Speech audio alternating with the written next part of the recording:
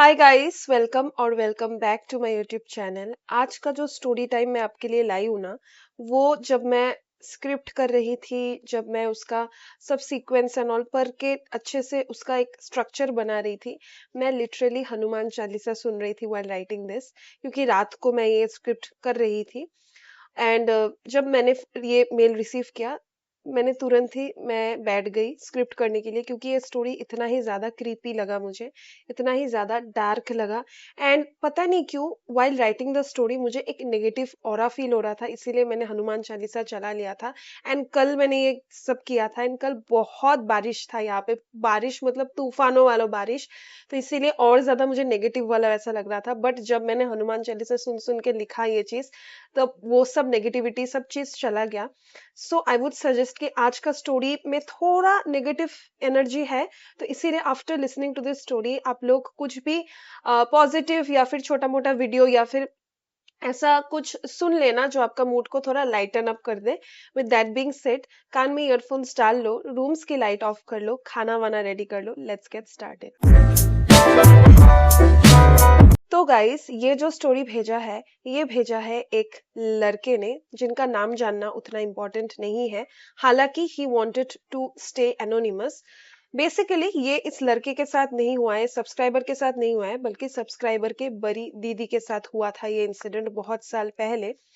तो ये जो स्टोरी है, this centres around this subscriber की दीदी, जिसका नाम हम रख देते हैं सुरभि। तो ये जो सुरभि थी, ये इंसिडेंट उस टाइम का था जब सुरभि का एज 24-25 के अराउंड था। एंड गाइस, ये जो सब्सक्राइबर भाई थे ना, उनके लिए like an inspiration and the most bravest smartest person was उसकी ही दीदी सुरभि। मतलब इतनी अच्छी दीदी थी, ठीक है। एंड वो 24-25 में इंडिपेंडेंट बन चुकी थी।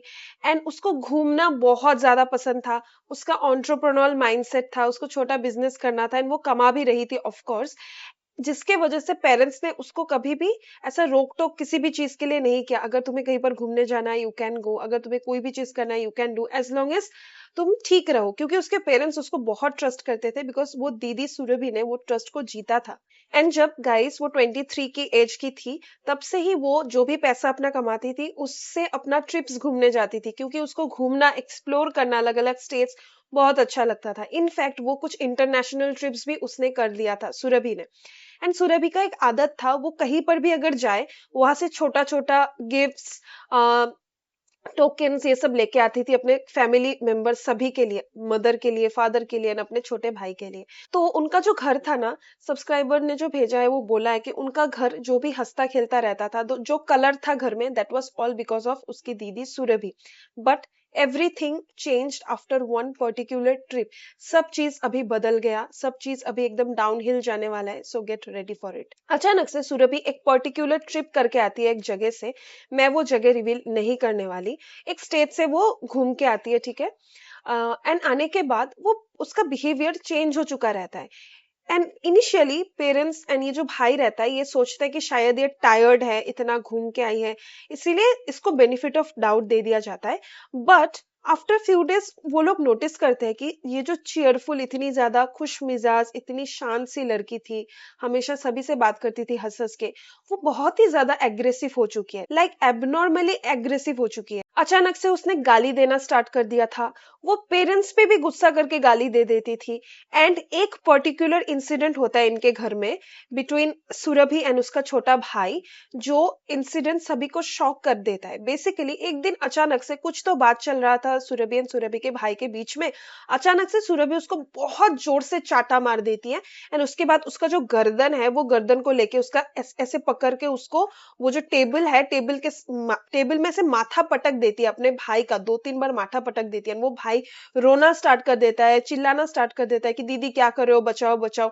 एंड थैंकफुली वो जो स्टडी टेबल में उसका हेड जिसमें बैंग किया हुआ था ना, वो स्टडी टेबल में बुक्स था, ऐसे पाइल्ड अप बुक्स थे, जिसके वजह से उसका सर बच गया। अदरवाइज वहीं पे उसका सर का चिथड़े उड़ चुका रहता। एंड गाइस, ये चीज वियर्ड इसीलिए है क्योंकि सुरभि कभी भी अपने भाई पे हाथ नहीं उठाती थी।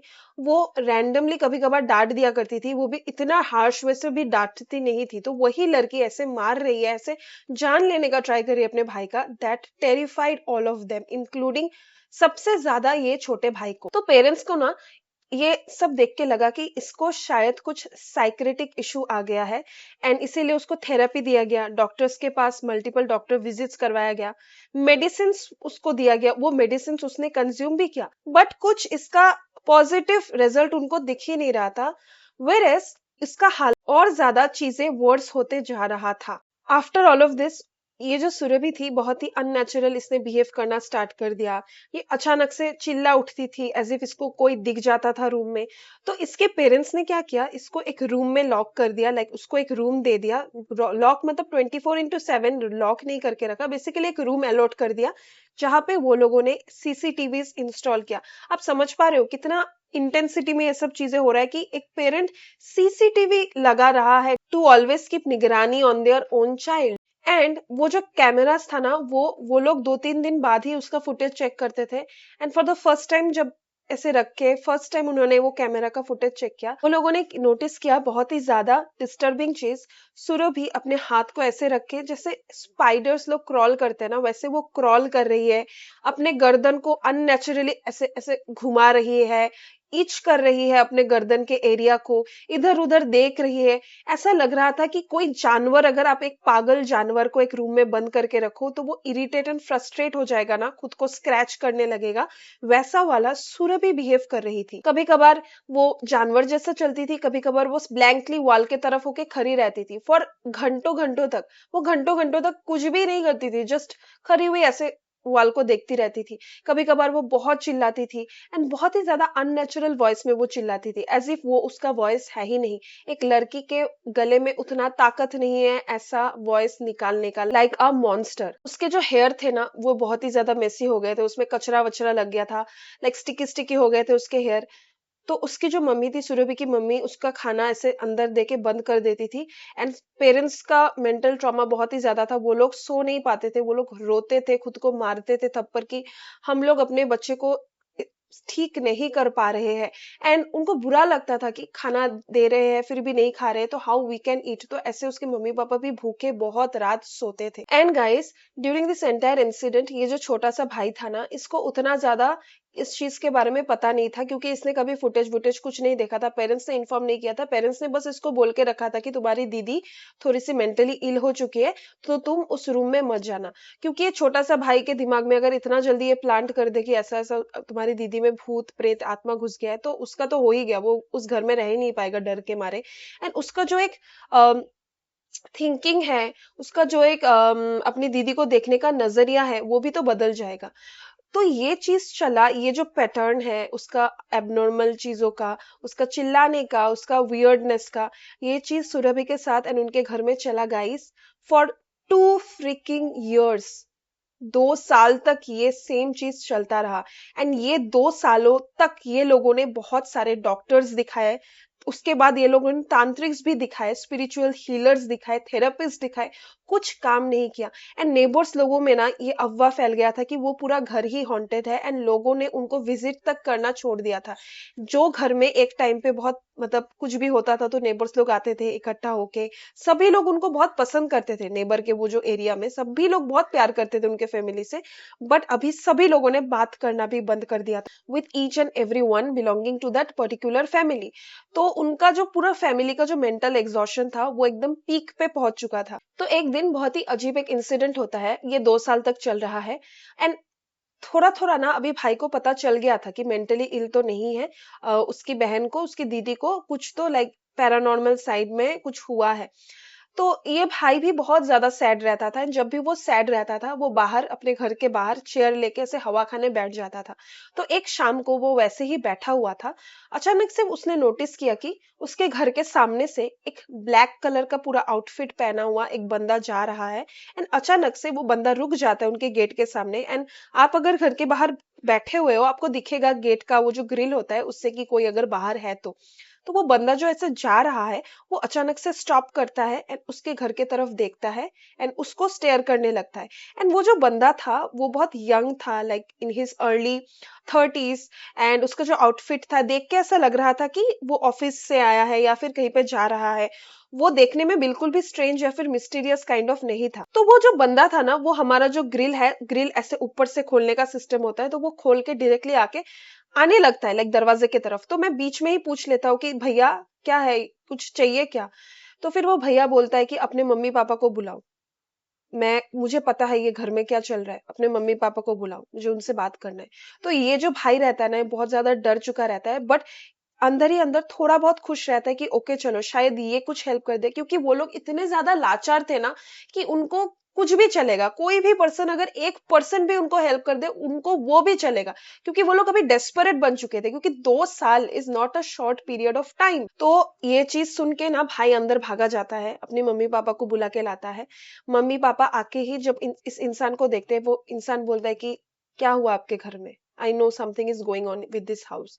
तो वो जो मम्मी पापा रहते हैं ना, वो लोग लिटरली हाथ को ऐसे जोड़ के वो लोग रोना स्टार्ट करके बोलते हैं कि प्लीज आप इस चीज का मजाक मत उड़ाइए, हमारे इमोशंस का मजाक मत उड़ाइए। हमें पता है आपको किसी ने बोला है कि हम लोगों का घर हॉन्टेड है वगैरह वगैरह, please do not make fun of this situation.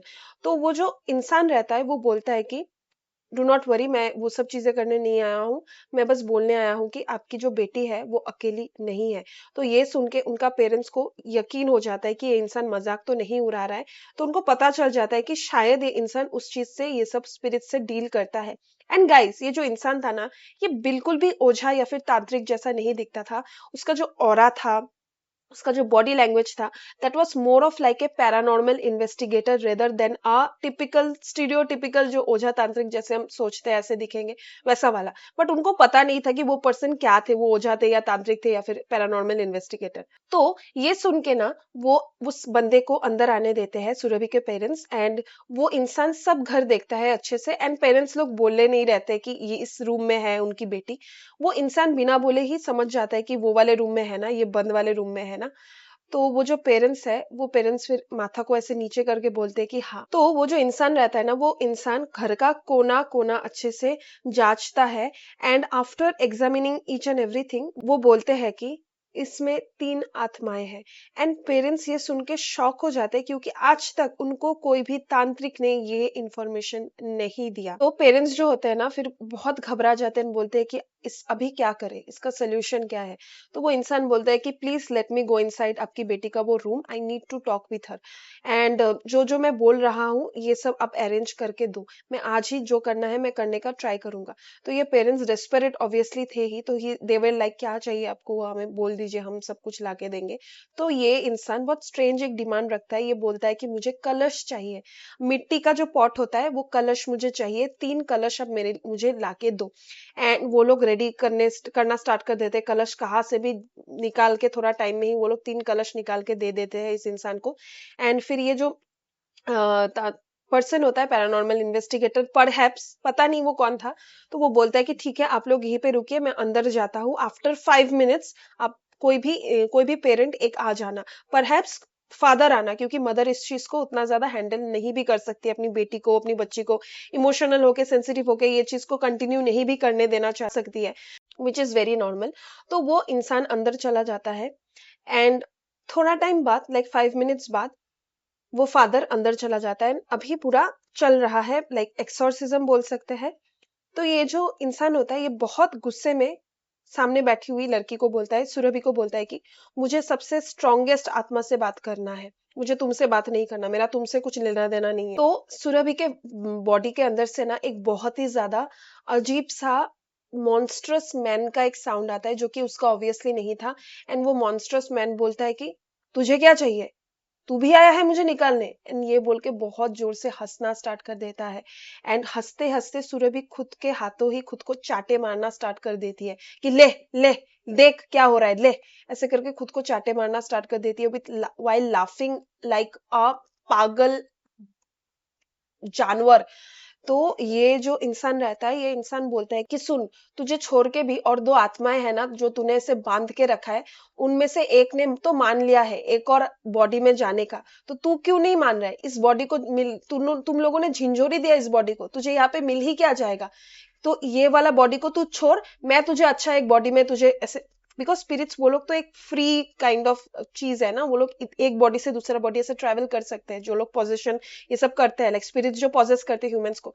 तो तू छोड़ ये वाले जगह को। तो वो जो मेन पावरफुल स्पिरिट था ना, उसको पता नहीं था कि ये जो तांत्रिक बोल रहा है, ये जो पैरानॉर्मल इन्वेस्टिगेटर बोल रहा है, ये झूठ बोल रहा है, कोई भी स्पिरिट से ऐसा डील नहीं हुआ है। बेसिकली ये पैरानॉर्मल इन्वेस्टिगेटर ही कर रहा था ताकि वो सबसे स्ट्रॉन्गेस्ट स्पिरिट को सबसे पहले निकाल पाए, क्योंकि तीनों में से एक स्पिरिट था जो kind of like a head था, वो दोनों स्पिरिट्स को कंट्रोल कर रहा था।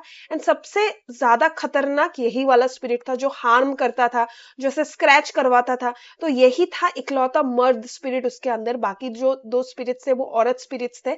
एंड औरत स्पिरिट्स लोग उतना ज्यादा पावरफुल नहीं थे, बट ये मर्द वाला बहुत ही ज्यादा पुराना, लाइक बहुत एजेड स्पिरिट था, तो बहुत ही ज्यादा खतरनाक ये था। ठीक है, तो पैरानॉर्मल इन्वेस्टिगेटर का मेन एम था इसको निकाल दे, उसके बाद ये दो they are like kind of attached to that one spirit जो मेन पावरफुल वाला है, तो ये लोग भी अपने आप निकल जाएंगे। तो ये सब जब हो रहा है ना, जब सुना ये पावरफुल वाले स्पिरिट ने कि ऑलरेडी किसी स्पिरिट ने ऐसे डील कर दिया है, तो ये आर्ग्यू करने लगा विद बाकी के दो स्पिरिट्स, एंड एक दूसरे पे ये लोग नेम कॉलिंग करना इन्होंने स्टार्ट कर दिया कि मैंने डील नहीं लिया, तूने ही लिया।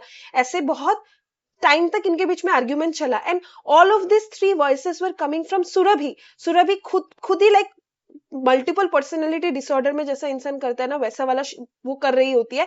एंड जब भी वो झगड़ रही होती है ना, like during this entire time, उसका बॉडी अलग अलग डायरेक्शन में ऐसे ट्विस्ट हो रहा होता है, उसका कलाई ऐसे ऐसे ट्विस्ट हो रहा है, उसका दूसरा वाला कलाई दूसरे तरफ ट्विस्ट हो रहा है, उसका फिंगर्स बेंड हो रहा है, जो कि पॉसिबल नहीं है नॉर्मली। हम अब अपने फिंगर्स को ऐसे पूरा उल्टा करके बेंड नहीं कर सकते, जैसे हम ऐसे बेंड कर सकते हैं ना, आप इसको उल्टा करके बेंड नहीं कर सकते, बट सुरभि के फिंगर्स वैसे बेंड हो रहे थे। एंड उसका फादर ये देख के रोना स्टार्ट उसने कर दिया, लाइक फादर रो रहे थे, एंड ही वाज प्रेइंग भगवान को, कि जोर जोर से वो भगवान का नाम ले रहे थे कि मेरी बेटी को प्लीज छोड़ दो, मेरी बेटी को ठीक कर दो, ये सब क्यों कर रहे हो, मेरी बेटी छोटी है, इतनी बच्ची को तुम करके क्या ही तुम्हें मिलेगा।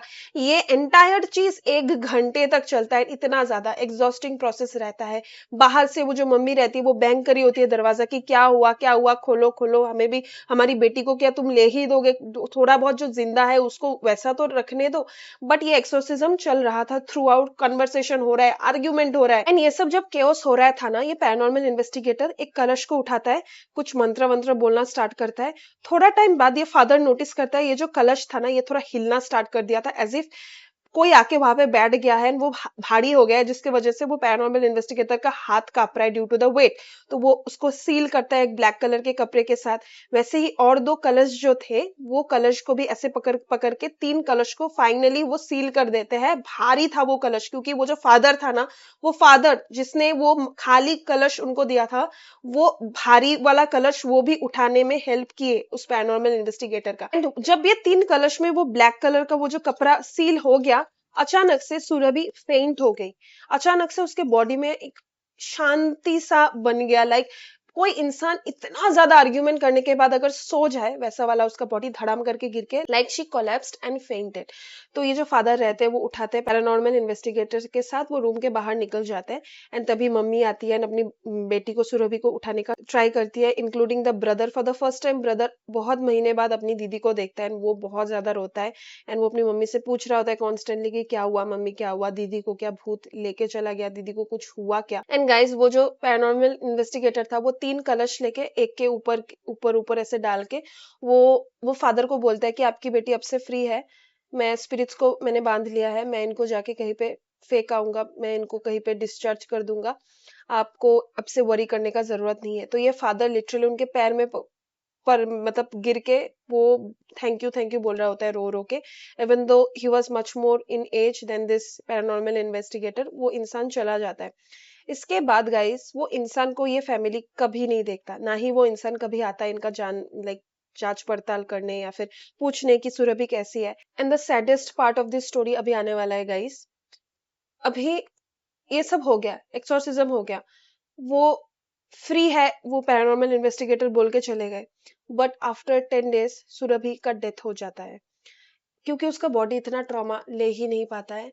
एंड उसके पेरेंट्स बहुत ज्यादा शॉक थे, क्योंकि उनमें थोड़ा सा एक आशा आया था। ये चीज अगर पहले होता फिर भी वो लोग अपने दिमाग को रैप अप कर पाते, इस चीज को समझने का ट्राई कर सकते थे। बट अभी जब वो लोग सोच लिए कि हमारी बेटी रिकवर हो गई, अभी नो मोर पोजीशन, नो मोर ये सब, नो मोर भूत प्रेत, बट अभी अचानक से अगर उनका खुशी एक चुटकी में चला जाए, वैसा वाला था। एंड नाउ फिलहाल they have made peace with the fact that उनकी daughter is no more. And also guys, अभी भी ये जो सब्सक्राइबर भाई है, ये अपनी दीदी को बहुत ज्यादा मिस करता है।